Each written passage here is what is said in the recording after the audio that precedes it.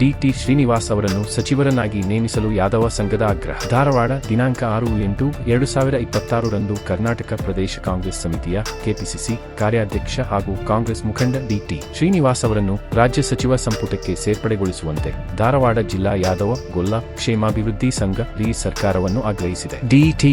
ಶ್ರೀನಿವಾಸ್ ಅವರು ಪಕ್ಷ ಸಂಘಟನೆಯಲ್ಲಿ ದೀರ್ಘಕಾಲದಿಂದ ಸೇವೆ ಸಲ್ಲಿಸಿದ್ದು, ಕೆಪಿಸಿಸಿ ಕಾರ್ಯಾಧ್ಯಕ್ಷರಾಗಿ ಹಾಗೂ ವಿಧಾನ ಪರಿಷತ್ ಸದಸ್ಯರಾಗಿ ಸಮರ್ಥವಾಗಿ ಕಾರ್ಯನಿರ್ವಹಿಸುತ್ತಿದ್ದು, ಉತ್ತರ ಕರ್ನಾಟಕ ಭಾಗಕ್ಕೆ ಸಚಿವ ಸಂಪುಟದಲ್ಲಿ ಸಮರ್ಪಕ ಪ್ರಾತಿನಿಧ್ಯ ನೀಡಬೇಕಿದ್ದು, ಹಿಂದುಳಿದ ವರ್ಗಗಳ ಪ್ರಭಾವಿ ನಾಯಕರಾಗಿರುವ ಡಿ.ಟಿ. ಶ್ರೀನಿವಾಸ್ ಅವರಿಗೆ ಸಚಿವ ಸ್ಥಾನ ನೀಡುವುದರಿಂದ ಪಕ್ಷಕ್ಕೂ ಹಾಗೂ ರಾಜ್ಯದ ಜನರಿಗೂ ಹೆಚ್ಚಿನ ಪ್ರಯೋಜನವಾಗಲಿದೆ ಎಂದು ಧಾರವಾಡ ಜಿಲ್ಲಾ ಯಾದವ ಗೊಲ್ಲ ಕ್ಷೇಮಾಭಿವೃದ್ಧಿ ಸಂಘದ ಸದಸ್ಯರು ಅಭಿಪ್ರಾಯಪಟ್ಟರು. ಸಮಾಜದ ವಿವಿಧ ವರ್ಗಗಳ ಅಭಿವೃದ್ಧಿಗಾಗಿ ಅವರು ಸಲ್ಲಿಸಿರುವ ಸೇವೆ, ಪಕ್ಷದ ಸಂಘಟನೆಗೆ ನೀಡಿರುವ ಕೊಡುಗೆ ಹಾಗೂ ಆಡಳಿತಾತ್ಮಕ ಅನುಭವವನ್ನು ಪರಿಗಣಿಸಿ ಸಚಿವ ಸ್ಥಾನ ನೀಡುವಂತೆ ಮುಖ್ಯಮಂತ್ರಿಗಳಿಗೆ ಸಂಘ ಒತ್ತಾಯಿಸಿದ್ದು, ಧಾರವಾಡ ಜಿಲ್ಲಾ ಯಾದವ ಗೊಲ್ಲ ಕ್ಷೇಮಾಭಿವೃದ್ಧಿ ಸಂಘದ ಅಧ್ಯಕ್ಷರಾದ ನೆಲ್ಲಾವತಿ ಗೊಲ್ಲರ ಹಾಗೂ ಕಾರ್ಯದರ್ಶಿ ಗುರುನಾಥ ಹುಲಗೂರ, ಉಪಾಧ್ಯಕ್ಷರಾದ ವಿಶಾಲ ಗೌಳಿ, ಗೌರವಾಧ್ಯಕ್ಷರಾದ ಕಾಕರಾಮ್ ಸ್ವಾಮಿ, ಸಂಘಟನಾ ಕಾರ್ಯದರ್ಶಿ ಬಾಬು ಗೌಳಿ, ಸದಸ್ಯರಾದ ಭೀಮನಗೌಡ ಕಡ್ಕೊಳ್, ಪ್ರಕಾಶ್ ಗದಗವಾಲೆ ಈ ಸಂದರ್ಭದಲ್ಲಿ ಇದ್ದರು.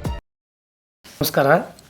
ಇವತ್ತಿನ ದಿನ ಧಾರವಾಡ ಜಿಲ್ಲಾ ಯಾದವ ಸಂಘದ ವತಿಯಿಂದ ನಾವು ಇಲ್ಲಿ ಮಾಧ್ಯಮದ ಮುಖಾಂತರ ವಿನಂತಿಸಿಕೊಳ್ಳುವುದೇನೆಂದರೆ, ಕರ್ನಾಟಕ ಸರ್ಕಾರದ ಮಾನ್ಯ ಮುಖ್ಯಮಂತ್ರಿಗಳಾದ ಡಿ.ಕೆ.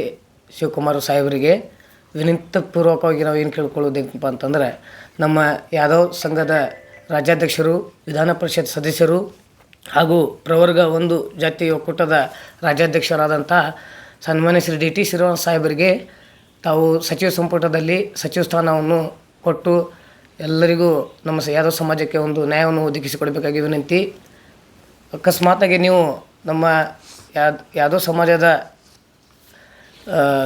ಡಿ.ಟಿ. ಶ್ರೀನಿವಾಸ್ ಸಾಹೇಬರಿಗೆ ತಾವು ಸಚಿವರನ್ನಾಗಿ ನೇಮಕ ಮಾಡದೇ ಇದ್ದಲ್ಲಿ, ನಾವು ಎಲ್ಲ ಕರ್ನಾಟಕದ ಜಿಲ್ಲೆಗಳಲ್ಲಿ ಸಂಘಟನೆ ಮುಖಾಂತರ ನಮ್ಮ ಎಲ್ಲ ಜಿಲ್ಲಾಧ್ಯಕ್ಷರು, ಉಪಾಧ್ಯಕ್ಷರನ್ನ ಎಲ್ಲ ಕಮಿಟಿ ಮೆಂಬರ್ಸ್ ಎಲ್ಲ ಕರ್ಕೊಂಡು ಮುಂಬರುವ ದಿನಗಳಲ್ಲಿ ಉಗ್ರ ಹೋರಾಟವನ್ನು ಹಮ್ಮಿಕೋತೀವಿ.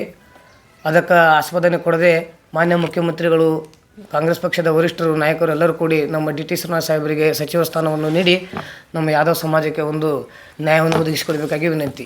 ನಮಸ್ಕಾರ. ಅಂತಂದರೆ ಯಾದವರು ಅಂತಂದರೆ ಮೊದಲಿಂದ ಕೂಡ ನಮ್ಮನ್ನು ಕಡೆಗಣಿಸ್ಕೊತ ಬಂದುಬಿಟ್ಟಿದ್ದಾರೆ. ನಮಗೆ ಸಿಗಬೇಕಾಗಿರೋ ಸ್ಥಾನಮಾನಗಳು, ಹಕ್ಕುಗಳು ಎಲ್ಲರಿಂದ ನಾವು ವಂಚಿತರಾಗಿಬಿಟ್ಟಿದ್ದೀವಿ. ಎಲ್ಲೂ ಕೂಡ ನಮ್ಮನ್ನು ಗುರುತಿಸ್ತಾನೇ ಇಲ್ಲ.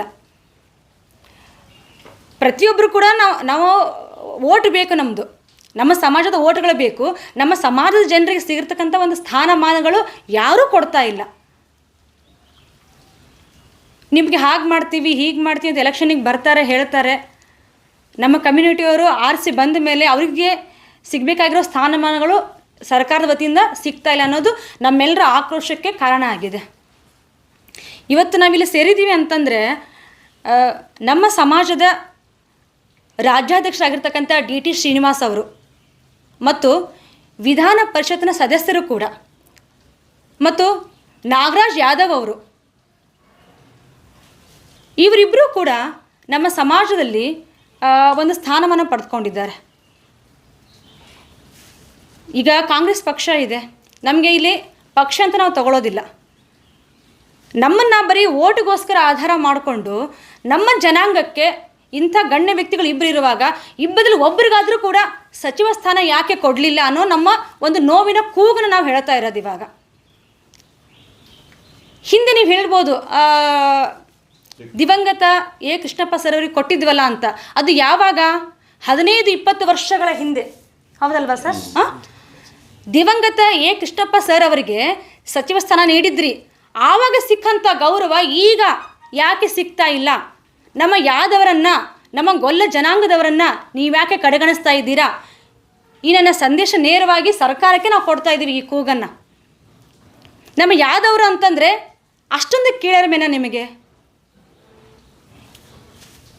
ನೋಡಿ, ದಿವಂಗತ ಮುದ್ದಪ್ಪ ಮುನಿಯಪ್ಪ, ಇವ್ರಿಗೂ ಕೂಡ ಹಿಂದೆ ಸಚಿವ ಸ್ಥಾನ ಸಿಕ್ಕಿತ್ತು. ಈಗ ರೀಸೆಂಟಾಗಿ ಯಾರಿಗೂ ಸಿಕ್ಕಿಲ್ಲ. ಯಾಕೆ ಹಿಂಗಾಗ್ತಾ ಇದೆ? ನಮ್ಮ ಯಾದವ ಜನರನ್ನ ಒಂದು ಬಲವಾಗಿ, ಒಂದು ವೋಟ್ ಬ್ಯಾಂಕ್ ಆಗಿ ನೀವೆಲ್ಲ ಇದು ಮಾಡ್ತೀರಾ. ಆದರೆ ಸ್ಥಾನಮಾನ ಕೊಡೋದ್ರಲ್ಲಿ ಯಾಕೆ ವಂಚನೆ ಮಾಡ್ತಾ ಇದ್ದೀರಾ? ಇದು ಇಷ್ಟಕ್ಕೆ ನಿಲ್ಲಲ್ಲ. ನಮ್ಮ DT ಶ್ರೀನಿವಾಸ್ ಸರ್ ಅವ್ರಿಗೆ, ನಾಗರಾಜ್ ಯಾದವ್ ಅವ್ರಿಗೆ ಅನ್ಯಾಯ ಆಯಿತು ಅಂದರೆ ನಾವು ಜಿಲ್ಲೆಯಲ್ಲ ರಾಜ್ಯದಾದ್ಯಂತ ನಾವು ಹೋರಾಟ ಖಂಡಿತವಾಗಿಯೂ ಮಾಡೇ ಮಾಡ್ತೀವಿ. ಇನ್ನಿಷ್ಟಕ್ಕೆ ಬಿಡೋ ಮಾತೇ ಇಲ್ಲ. ಜಿಲ್ಲೆಯಲ್ಲಿ, ತಾಲೂಕಲ್ಲಿ, ಹಳ್ಳಿಗಳಿಂದ ನಾವು ಯಾದವರೆಲ್ಲ ಒಂದಾಗ್ತೀವಿ. ದೊಡ್ಡ ಮಟ್ಟದ ಪ್ರತಿಭಟನೆ ಆಗುತ್ತೆ. ಇದನ್ನು ಖಂಡಿಸ್ತೀವಿ. ಆ ಮುಂದಿನ ಹೋರಾಟಕ್ಕೆ ನೀವು ಕಾರಣ ಆಗಬಾರ್ದು ಅಂದರೆ ಸರ್ಕಾರ ಈಗಲೂ ಎಚ್ಚೆತ್ತುಕೊಂಡು ನಮ್ಮ ನಾಯಕರುಗಳಿಗೆ ಸೂಕ್ತವಾದ ಸ್ಥಾನಮಾನವನ್ನು ಕೊಡಬೇಕು ಅಂತ ನಮ್ಮ ಸಂಘದ ಸಮಾಜದ ವತಿಯಿಂದ ಮಾಧ್ಯಮ ಮಿತ್ರರ ಮೂಲಕ ನಿಮ್ಮನ್ನು ತಲುಪೋ ಪ್ರಯತ್ನ ಮಾಡ್ತಾ ಇದ್ದೀವಿ. ಮಾನ್ಯ ಮುಖ್ಯಮಂತ್ರಿಗಳೇ, ಈಗಲಾದರೂ ಇದನ್ನು ಅರ್ಥ ಮಾಡಿಕೊಂಡು ನಮ್ಮ ಯಾದವ ಸಮುದಾಯಕ್ಕೆ, ಸಮಾಜಕ್ಕೆ ಸಿಗಬೇಕಾಗಿರೋ ಗೌರವವನ್ನು ದಯವಿಟ್ಟು ಒದಗಿಸ್ಕೊಡಿ ಅಂತ ನಿಮ್ಮ ಹತ್ರ ಕೇಳ್ಕೊಳ್ತಾ ಇದ್ದೀನಿ.